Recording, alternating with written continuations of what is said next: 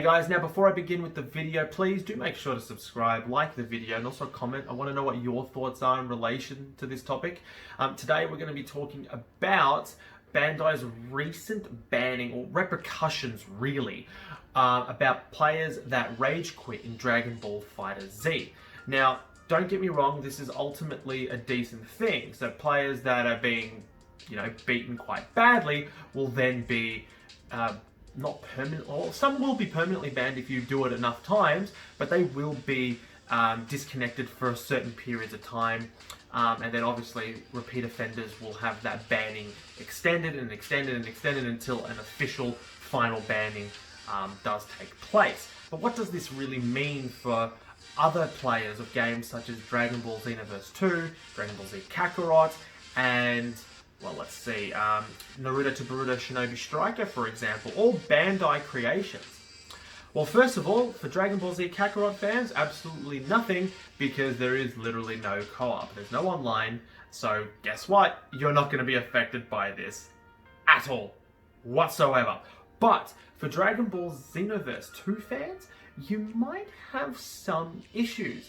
Also, same thing will apply for Naruto to Boruto Shinobi Striker. Both games are heavily focused on online content, and their online worlds, despite Xenoverse 2 being 4 years old and Shinobi Striker being 2 years old at the point of making this video, are still very popular when it comes to their online lobbies and online games. This could ultimately mean players could be banned from playing these games. Now, don't get me wrong, thus far Bandai has only said that it is limited to Dragon Ball FighterZ.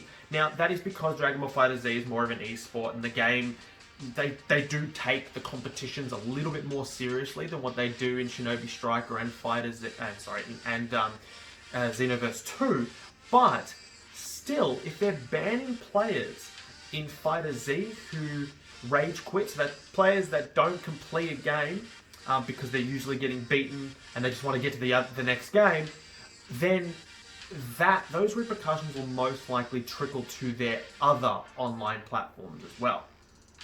Because I played both games in Xenoverse 2 and Shinobi Striker, and both games have a similar issue. But the other major issue is, are Bandai going to be able to tell whether or not a player has been kicked out due to a technical error, such as, bad internet connection, or because he's been kicked out because he's rage quitted?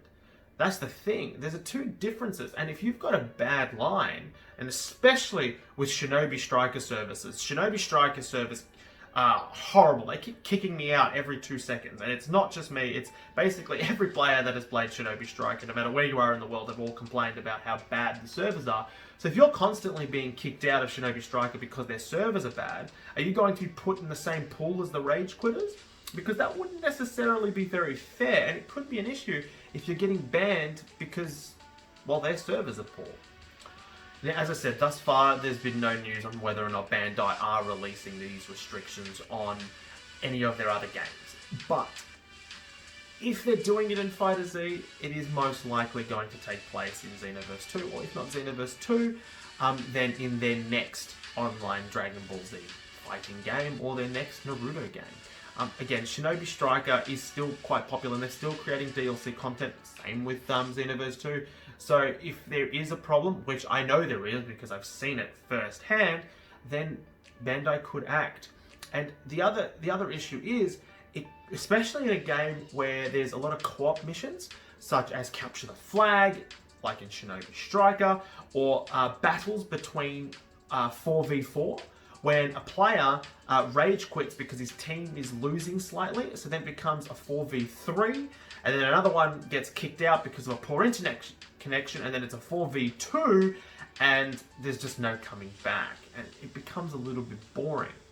And that is an issue in Shinobi Striker, so it would make sense if they were to introduce that to some of their other titles, like Shinobi Striker. But as I said, thus far, hasn't happened. But let's be honest, there is a real possibility that it will. Anyway, as I said before, please do leave your comments below. Would you like these restrictions to be introduced into Shinobi Striker and Xenoverse 2? Are you happy about it being introduced in FighterZ? Let me know in the comments, give the video a like, and also subscribe so you don't miss out on any more amazing content like this. And I do also post on this YouTube channel about 4 times a week, 2 of them being gaming highlights from my live streams, also link in the description below, as well as all of our other socials. Anyway, thank you for watching.